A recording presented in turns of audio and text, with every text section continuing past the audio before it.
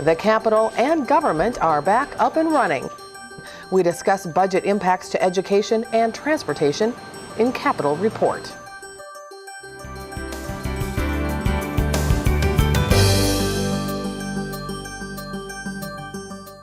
Hello, everybody, and welcome to this week's Capitol Report. I'm Julie Bartkey. The government shutdown that plagued Minnesota for nearly 3 weeks is now officially over. We have signed an agreement, the 5 of us, the 4 legislative leaders and myself, that define the terms of the special sessions, and as a result I've signed a proclamation that it will begin at 3 o'clock this afternoon. That announcement came Tuesday morning, and from that point, moving the budget bills off the House and Senate floors was expedited with the intent of getting government operations fully functional as soon as possible. The crux of the contention, spending versus cutting, surfaced once again in the Senate chamber. Members, this bill balances the state's budget without raising taxes in recognition of the challenges our families and businesses are facing. We want the economy to grow, and when the private economy can grow, then the state prospers, our families prosper, and our businesses prosper. But congratulations, members, I was wrong. I stood here, and I'm going to tell you I was wrong. I stood here at the end of the session and I said, members, those of you that are new, I'm going to tell you how this is going to end. Governor Dayton's going to get a tax on our wealthiest Minnesotans. That's how this is going to end. And I thought it was going to. But I didn't know you'd ever take it to this length. I didn't know you'd ever take it to the length of shutting state government down for 19 days. Just so a millionaire doesn't have to pay 1 penny more. So I was wrong. You were right. You win. Minnesotans lose. But at least it's over. And I guess now Minnesotans will decide who the real winners and losers are. First of all, it wouldn't be responsible to raise taxes. Minnesotans have more government than they can afford. The irresponsible thing would just to be continue unsustainable spending. And that has been the plan around here for the last 40 years. This year is different. We're not going to do that.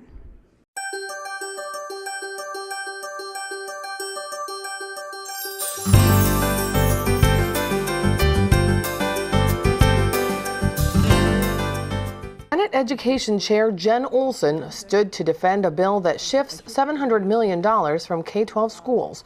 It was the last bill to be taken up by the Senate early Wednesday morning. We caught up with her to discuss the bill and other reform measures. First of all, Senator Jen Olsen, thanks for joining us today. Thank you very much, Julie. This has been a long road, a lot of negotiations. Tell us a little bit about the final K-12 package. Well, it is obviously it represents a significant portion of the state budget and somewhat of an unexpected party to the final agreement solution. In addition to carrying the former shift of the $1.4 billion, we are adding another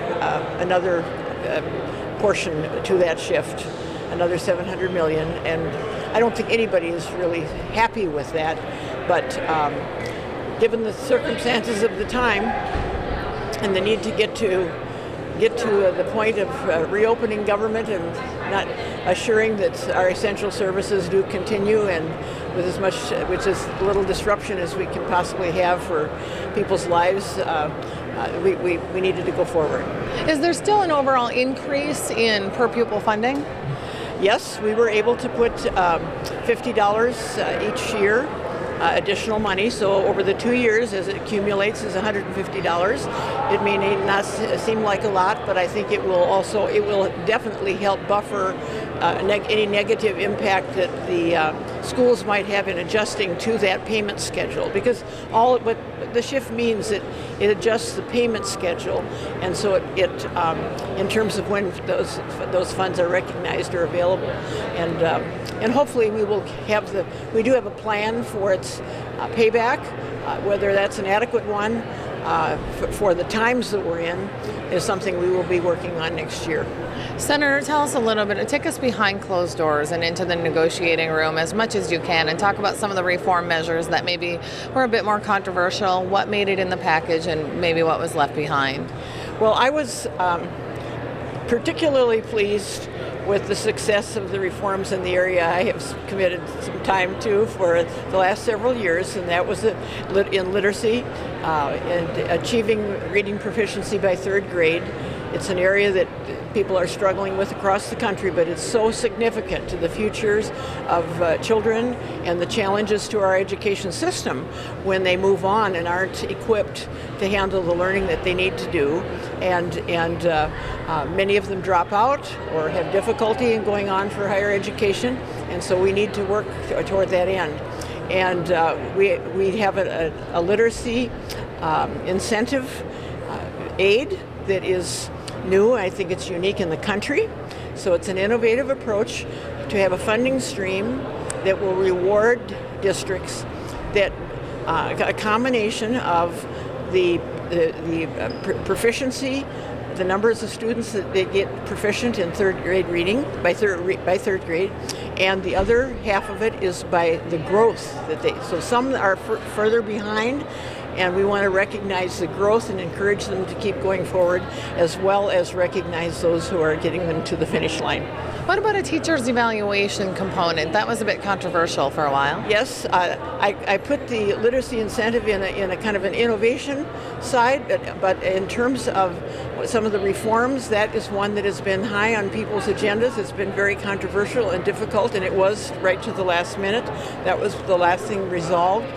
But we do have a framework and language that was accepted that I think will get the ball rolling for establishing an evaluation system that will guide and strengthen our ability to maintain quality teaching, because we know teachers are the most important part of the education process.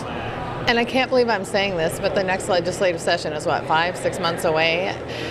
Given that 5 months away, given that, what are you looking forward to? What do you hope to propose and introduce and reform next session? To be perfectly honest, I've had no time to think about that. It's been night and day for a couple of weeks to try to reach this point, and so it's hard to think of it. But there is definitely things left on the table, and I think there's some innovations that I discourage people from pushing for hearings and efforts. We may have some opportunity to do some work in the interim, but definitely have hearings on proposals for further innovations and reforms, and I think that's going to be the focus of our attention in the next session. Senator Jen Olsen, with those words, thanks for joining us today. We appreciate it. Thank you. The Health and Human Services bill was reportedly an area of contention during the budget negotiations. The $11.3 billion package is about $1 billion more than the former budget, and the authors say that the reform measures reduce projected growth. We were very much interested in trying to change the growth curve for Health and Human Services. Over the past, since I've been here in the legislature, the HHS budget has almost doubled in size in terms of dollars. The average growth, if you look at the forecasts over that period of time, was about 15% forecasted growth every cycle. And what we've accomplished with some of the additional money that we took into this budget, the one-time money that came from the bonding and that we agreed to take in the budget as part of the deal, we've used that to create reforms that have changed the expected growth in the next forecast to be less than 5%. And we think that is very significant. Everyone has talked about the need to try to control and manage the growth in spending. We think we've put reforms in this budget that would accomplish that.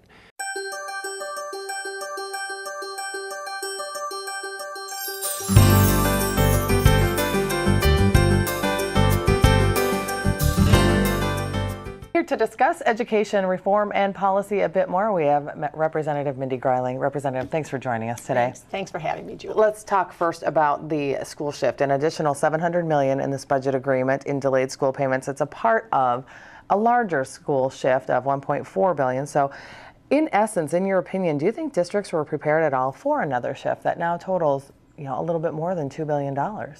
This is terrible, and we have to remember too, there's another $500 million in a property tax recognition shift, and we owe over $600 million for special ed. So we really owe the schools $3.2 billion. Shocking.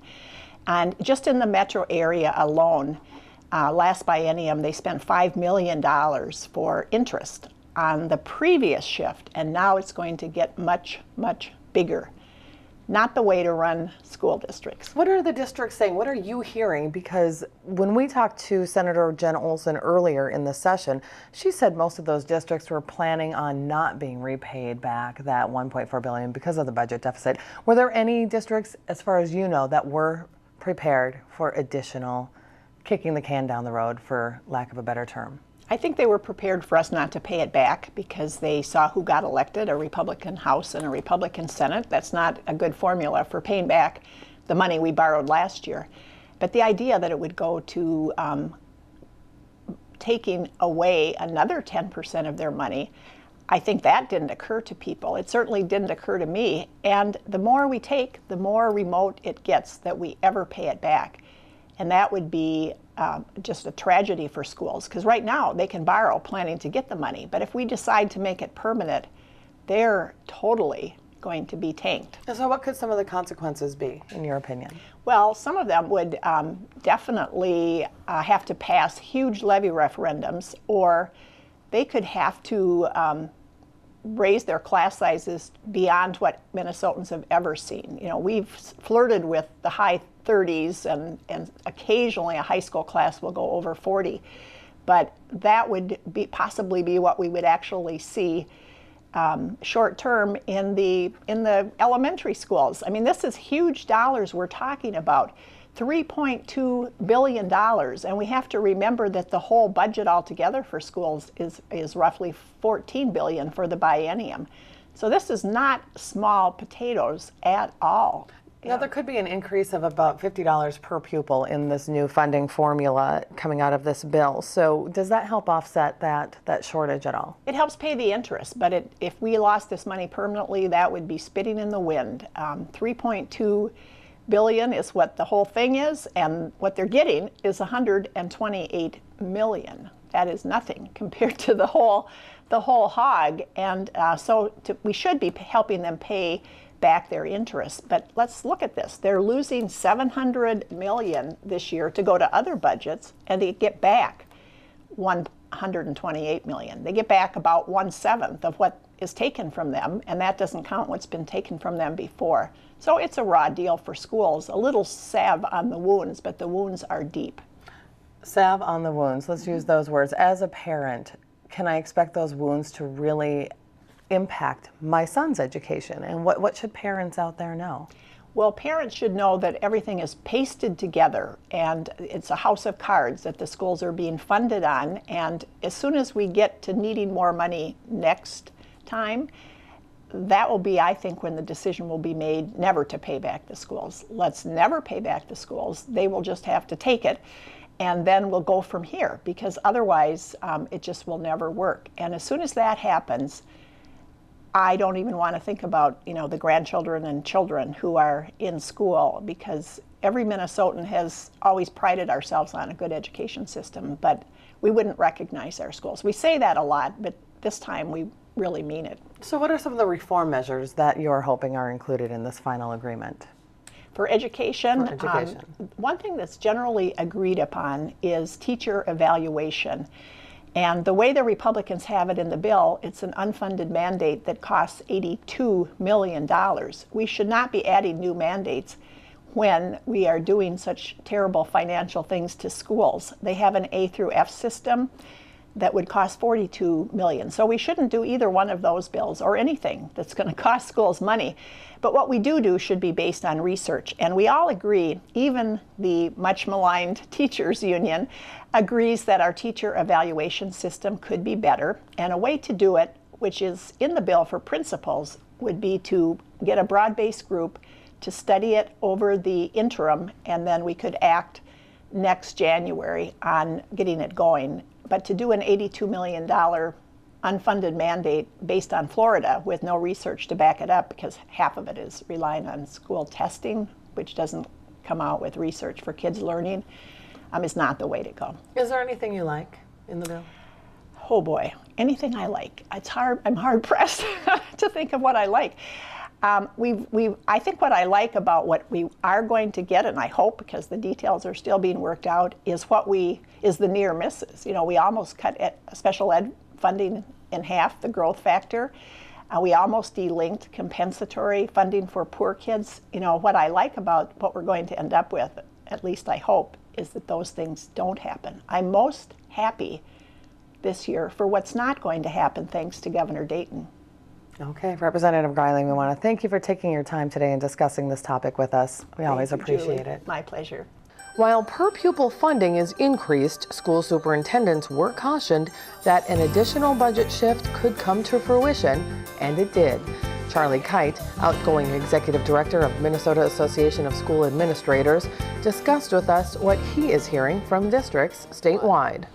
Charlie Kyte, thanks for joining us today. Thank you for having me. Let's begin with this school shift, an additional $700 million on top of what had already been delayed and potentially not paid back to districts. Were they preparing, as far as you know, were districts prepared to take another hit like this? Well, nobody liked the idea of another hit, but to be honest with you, we have been advising our superintendents that there was some likelihood that this would happen.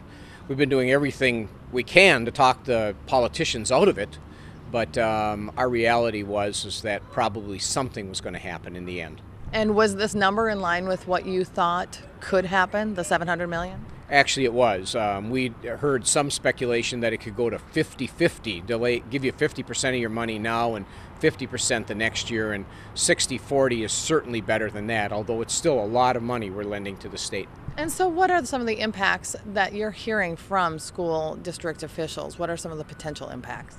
Well, the biggest impact is that on top of the last shift, and by the way, there's also a property tax shift that everybody forgets about, the schools are really in a cash flow crunch. So it's kind of like saying to you, we're just going to give you your paycheck, 60% of it this month, and we'll hold the other 40% until sometime in the future. So we have to borrow money or cash in any investments we have left. Frankly, there aren't that many investments left, but we have to borrow money to cash flow ourselves. And then we'll pay that back next year when we get the money, and then we'll turn around and borrow money again to get us through the next year and so forth. So we're put into kind of a perpetual borrowing scheme. That borrowing that money costs some money for us. Thank goodness the interest rates are reasonably low right now. But before we get this ever paid back, if we ever get it paid back, these interest rates are certainly going to be a lot higher, and this is going to take a lot of money out of the operation of our schools. What about the per pupil funding increase, about $50 per pupil? Will that help offset some of these delayed payments? Well, it will.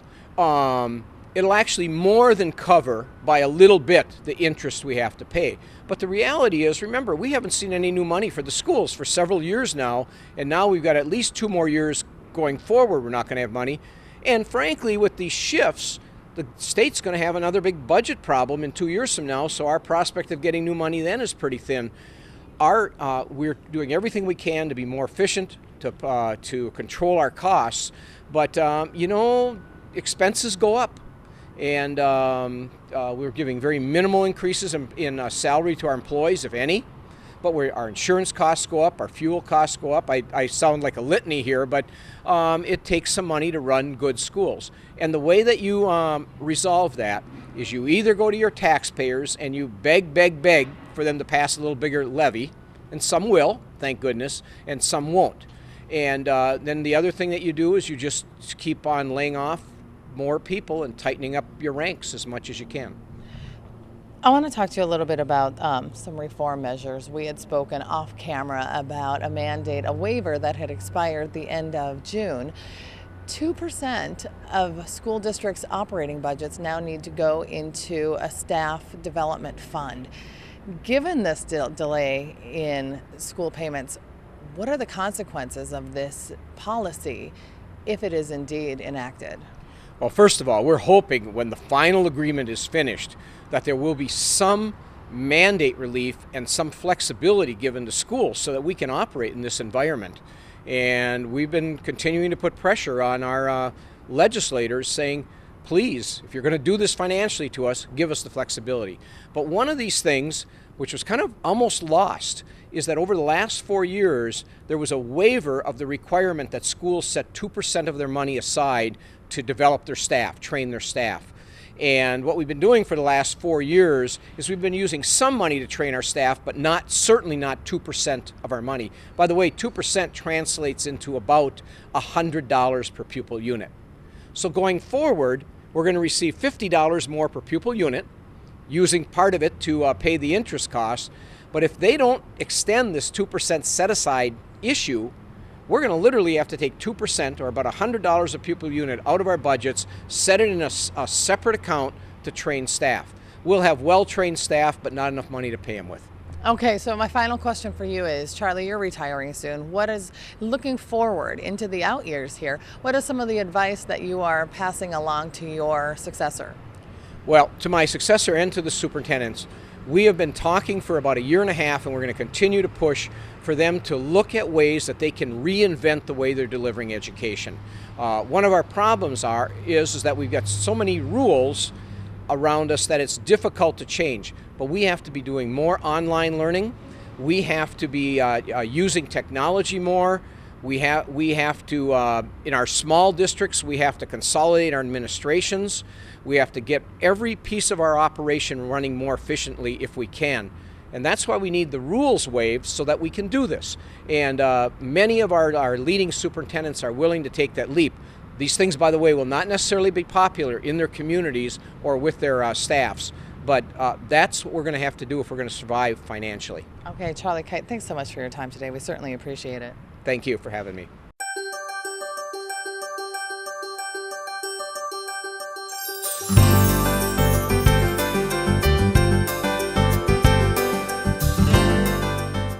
The government shutdown meant state-funded highway projects were halted, another reminder to Minnesotans of the varying impacts of the standstill.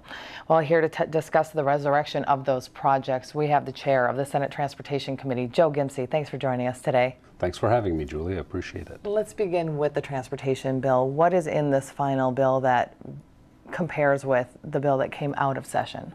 Well, I think for the most part, the bill is very comparable to the conference committee report and the bill that we sent to the governor, which he eventually vetoed. And the major differences, I guess, in this new bill are just some negotiating on the general fund portion of it, which is a small part of the funding for transportation in this bill. So there was just some negotiations about the general fund portion of it. So let's talk about the projects. Hundreds were halted. How quickly, what's the timeline here to get those resumed? Well, I would imagine that as soon as we have the word that they can proceed, MnDOT has already made contingency plans. I've talked to Commissioner Sorrell, and they're ready to go as far as MnDOT is concerned, and our state employees, our contractors are more than ready to go. They say within 12 hours they'll have equipment rolling again and these projects back on course. So I would imagine that knowing contractors the way I do, that it'd be a relatively short time before they're going to be back to work. Let's talk about some of the other impacts of this bill to Minnesotans. For example, will there be an increase in transit fares, bus fares? Well, Met Council is discussing, and I believe has put out a proposal. They need to have 6 months of discussion about any potential fare increases, and they are in the process, that 6-month process of doing that at this time. But as far as our discussions in this budget, the fare increase was not a part of those discussions. And it won't be in this final agreement either? Right. There won't be any specific legislation dealing with fare increases. Okay, so what are some of the key factors that you think Minnesotans should know? Well, I think that just knowing that we have resolved it within the parameters, we've told the line, if you will, on our general fund budget targets, and made transit work, made our roads and bridges work, and the transportation budget is $4.74 billion. It's a good-sized budget, a lot of money that goes towards our transportation needs, and despite the fact that the transit makes such a small part of that, it's only $125 million, and that again is general fund spending. It really boiled down to making sure that we were able to provide adequate service to the people of Minnesota in our transit systems. And do you believe that with this final bill you are providing adequate service? I believe we are, and the negotiated agreement that we had with the Met Council and with the other providers, I believe will make very good continuity of service for our people who use transit.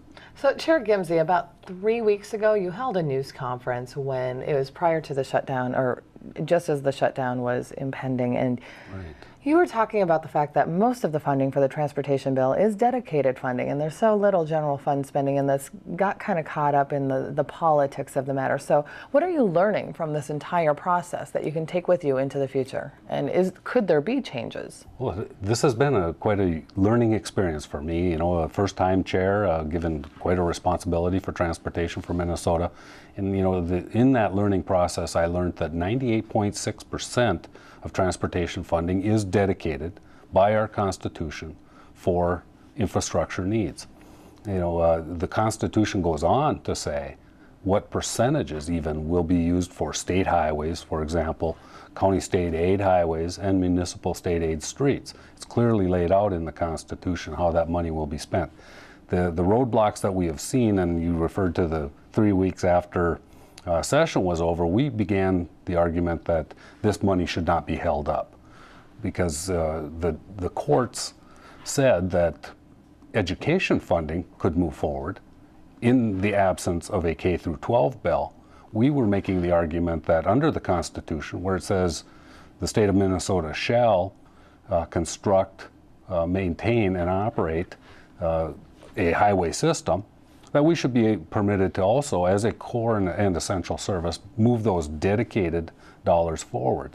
I thought we had some very strong arguments when we went before the courts to make that case.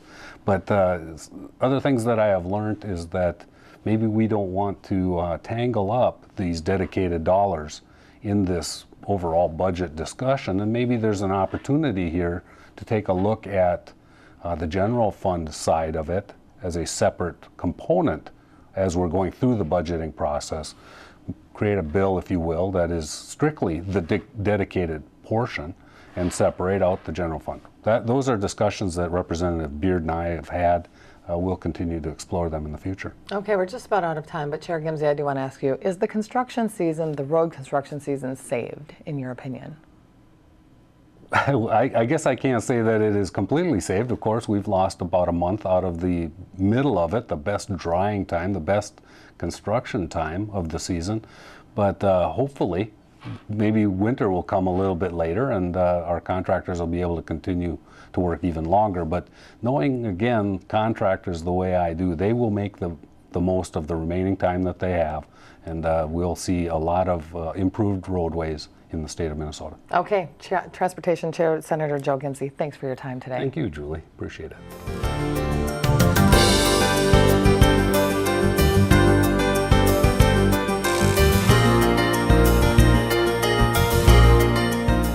That's going to wrap up this week's program. From all of us at Senate Media Services, I'm Julie Bartkey. Thank you for watching Capitol Report.